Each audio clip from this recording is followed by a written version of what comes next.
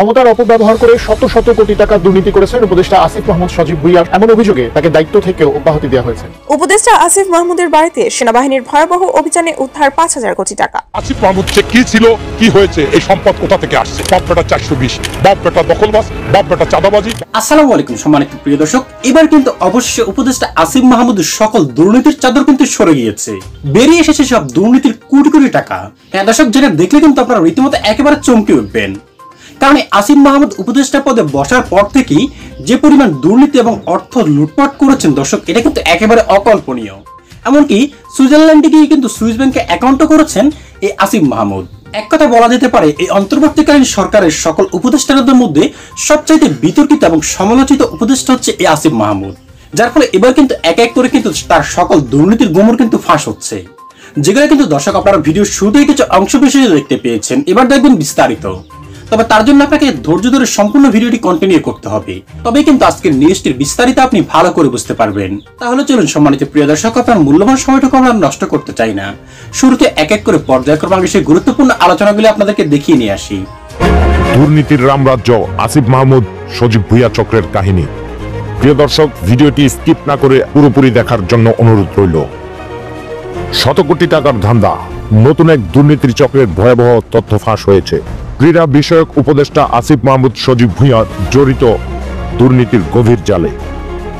এই ঘটনা ফাঁস করেছেন প্রবাসী ইউটিউবার এবং 21 টেলিভিশনের সাবেক সাংবাদিক ইলিয়াস হোসাইন। তিনি তার ভেরিফাইড ফেসবুক পেজে দাবি করেন, আসিফ নজরুলের চেলা আসিফ মাহমুদের শত কোটি টাকা মারার প্রজেক্ট নীরবে চলছে। কিন্তু এই দুর্নীতির জাল আরো গভীরে। একটি বাড়ির ভিতরে বসে চলছে ঢাকা উত্তরের 129টি ওয়ার্ডের প্রশাসকের ইন্টারভিউ ও নিয়োগ বাণিজ্য। মহাখালী ডিওএইচএস এর 31 নম্বর রোডের এই পুরো অপারেশন পরিচালনা করেছে নাগরিক পার্টির যুগ্ম সদস্য সচিব আলাউদ্দিন মোহাম্মদ। সেখানে উপস্থিত ছিল আরো কিছু চাঞ্চল্যকর নাম। বৈষম্য বিরোধী আবু সাইদ লিওন, যে কিনা আসিফ মাহমুদের ঘনিষ্ঠ সহযোগী। ঢাবি শিক্ষার্থী লুৎফর, যে একসময় একজন নারী নেত্রীকে ধর্ষণের অভিযোগে গ্রেপ্তার হয়েছিল। এটাই কি আমাদের দেশের প্রশাসনের নতুন সংস্কার? একটি সরকারি পদ পেতে 50 লাখ টাকা ঘুষ দিতে হবে। একজন প্রত্যক্ষদর্শী জানান, 15 মার্চ দুপুর 11টা থেকে শুরু হয় এই গোপন নিয়োগ ইন্টারভিউ। তিনি বলেন, দুপুর 2টার সময় বোর্ডের মাঝখানে বসেছিলেন আলাউদ্দিন, তার পাশে লুৎফর আর দরজার সামনে ছিল লিওন। এভাবেই চলছে ক্ষমতার অপব্যবহার, এভাবেই চলছে সরকারি নিয়োগ বাণিজ্য। সরকারি নিয়োগ কি এখন শুধু টাকার খেলা? দুর্নীতিবাজরা কি কখনো ধরা পড়বে না? আর এই লুটেরাদের বিরুদ্ধে সরকারের ভূমিকা কি? জনগণ বিভ্রান্ত হবেন না, সতর্ক থাকুন।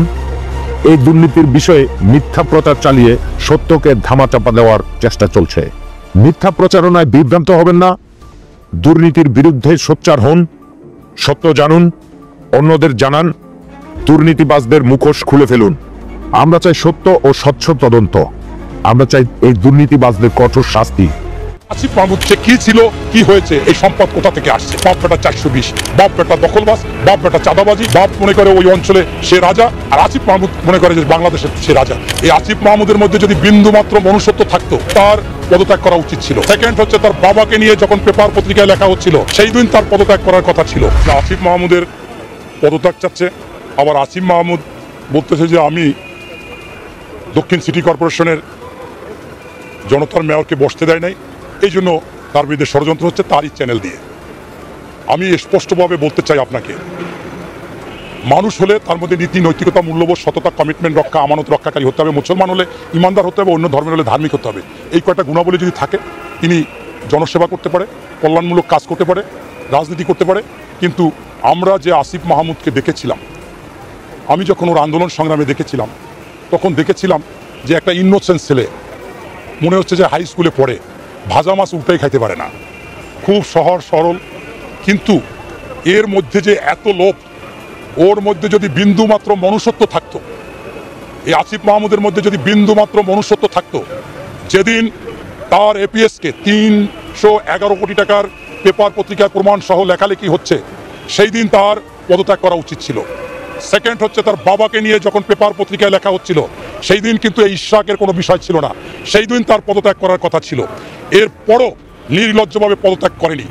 পাশাপাশি আপনারা জানেন যে এই আসিফ মাহমুদরা যখন আন্দোলন করেছিলেন, সেই আন্দোলনে গৃহিণী, হকার, আপনার পাঠাও চালক, রিক্সা চালক, ভ্যান চালক তারা দৌড়ে এসেছিল, চাইছিল বাজার দর নিয়ন্ত্রণ হবে, আইন শৃঙ্খলা বাহিনী সঠিকভাবে চলবে, সুশাসন সুনীতি সুবিচার পাবে, ঘুষ দুর্নীতি থাকবে না, এই সমাজ এদের মাধ্যমে বিনির্মিত হবে, এরা থাকবে সবসময় সকল সরকারের একটা আতঙ্ক, কোনো সরকার খারাপ কাজ করবে না, এরা সবসময় অন্যায়ের প্রতিবাদ করবে। কিন্তু আমরা দেখলাম যে এত লুবি যে সেই সাথে সাথে তারা উপদেষ্টা তালিকা নিয়ে বসে থাকলো। অথচ বাংলাদেশে অনেক রাজনৈতিক দল 17 বছর আন্দোলন করেছে, তারা কিন্তু কেউ ওই তালিকার আশেপাশেও যায় নাই। তাদেরকে অফার করলেও বলছে যে না, আপনারা নিরপেক্ষ লোক দিয়ে করেন। তারপর সেখানে আমরা দেখলাম যে তারা 3 জন দেওয়ার পর খুশি হয় না, আরও অনেকে ঢুকতে চেয়েছে এবং আপনার এই ঢোকার চেষ্টাও করেছে। তাই এরা যে কত নির্লজ্জ এবং লুবি সেটা কিন্তু প্রমাণিত। আমি আপনাকে আরও প্রশ্ন করতে চাই, আসিফ মাহমুদ কেন সে পদত্যাগ করবে না? একটা জালিমে পরিণত হয়েছে। তাই আজকে সে যদি বলে যে ইশরাকের এই চ্যানেল দিয়ে আমি অবাক হয়েছি, ইশরাকের চ্যানেল ছাড়াও আপনাদের মতো যারা এই অনেকের সাক্ষাৎকার নেয় না, আপনারা ইউটিউব, আপনাদেরকে ধন্যবাদ জানাই, অনলাইনে আপনারা কিন্তু সরকার পতনে আপনাদেরও ভূমিকা ছিল বড়, আপনাদের প্রচারেই কিন্তু প্রসার হয়েছে, মানুষ উজ্জীবিত হয়েছে। তাই আপনাদের মতো এরকম আমি কমপক্ষে 20টা দেখেছি, কোনো মহিলা কান্নাকাটি করতেছে, তার সব কিছু দখল করে নিয়ে গেছে, আবার কোনো পুরুষ লোক কান্নাকাটি করতেছে, তার বাড়িঘর দখল করেছে, তার বাড়িতে থাকতে দেয় না। এমনকি যে আপনার এই কথা বলার জন্য, বাক স্বাধীনতার জন্য এই 2 নাম্বার বলা যায় মাল এই যে আসিফ মাহমুদ, কারণ আগে তো এটা বলেছিল, এখন তো নাই, তাই আমি 2 নাম্বার বলতেছি। সে ওই সময় বলেছিল বাক স্বাধীনতা, মানুষ কথা বলবে কেন। আজকে তার বিরুদ্ধে যারা বিক্ষোভ করে, যার বিরুদ্ধে মিছিল করে, তার যে মানববন্ধন করে, তাদের প্রত্যেককে মামলা দিয়ে ওসি পিটিয়ে আপনারা সেইগুলো আপনারা সেরেছেন। আপনাদের এই অনলাইনে আমি দেখেছি, পুলিশ ওসিকে প্রশ্ন করেছেন, কোনো উত্তর দিতে পারেনি। তাই তারা তাদেরকে ধরে মেরে তারপর সেখান থেকে কয়টা আওয়ামী লীগ ধরছে, সেই কয়টা আসিফ মাহমুদ সারিয়ে রাখে, আর বাকি কয়টা অন্য দলের তাদেরকে কারাগারে পাঠায়। এই যে বিষয়গুলো, এগুলো কিন্তু স্পষ্ট। তাই আমি মনে করি আজকে এই মনে করেন শাক দিয়ে মাছ ঢাকা বা এই ধরনের কোনো কিছু অবকাশ নাই। আসিফ মাহমুদ একটা লুবি মানুষ এবং তিনি এখন সন্ত্রাসীতে রূপান্তরিত হয়েছে। বাপ বেটা দুইজনই সন্ত্রাসী, চাঁদাবাজ, দখলবাজ হয়েছে। বার পিএস এপিএস কি শক্তিশালী ব্যবহার করে, সচিবদেরকে মনে করে পিয়নের মতো, যা তা গালিগালাজ দেয়। আমার একটা বন্ধু অতিরিক্ত সচিব, ওরই মন্ত্রণালয়, সে আমার কাছে খুব কষ্টের সাথে বলল যে বর্তমানেও যে তার এপিএস আছে, তারা যে ব্যবহার করে তাদের সাথে, মানে যা তা বলে, অথচ ওই এপিএস বিসিএস দিয়ে একটা চাকরি পাওয়ার মতো যোগ্যতাও ছিল না হয়তোবা, সেই আন্দোলনও তারা করেছিল। অথচ বিসিএস ক্যাডার তারা অনেক যোগ্য, তারা চাকরি বাদা করে। এবং আপনারা জানেন যে এখন বেশিরভাগ সচিব টচিব, অতিরিক্ত সচিবেরা বেশিরভাগই আছে যে মোটামুটি একটু নিরপেক্ষ অবস্থায় ছিল বিধায় তারা তাদের সাথে এই আচরণ করে। এটা দুঃখজনক। তাই আমি বলি এটা তার মিথ্যাচার এবং প্রতারণামূলক কথা এবং এটা চতুরতা। তাই তার উচিত হবে, সে যদি মানুষের মধ্যে পড়ে, অমানুষ না হয়, তাহলে তার পদত্যাগ করা উচিত এত কিছু সমালোচনার পরে। সম্মানিত দর্শক শ্রোতা, একটি বিষয় চিন্তা করলে কিন্তু আপনি একেবারে ক্লিয়ার হয়ে যাবেন যে এই আসিফ মাহমুদ আসলে কত কোটি কোটি টাকা লুটপাট করেছেন। কারণ যে একজন সাধারণ ছেলে ছিল, লেখাপড়া খরচ জোগাতে পারতো না, সেই ছেলেই কিন্তু এখন হেলিকপ্টার ছাড়া চলাফেরা করে না।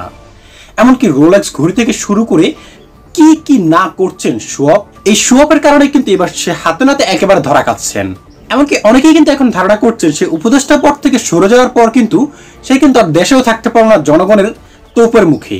দর্শক, আপনি কি মনে করেন সেটা কিন্তু অবশ্যই আমাদের কমেন্ট বক্সে জানাবেন, কারণ আপনাদের মতামতটুকু আমাদের কাছে অনেক গুরুত্বপূর্ণ। দর্শক, সকলে অনেক ভালো থাকবেন। আল্লাহ হাফেজ।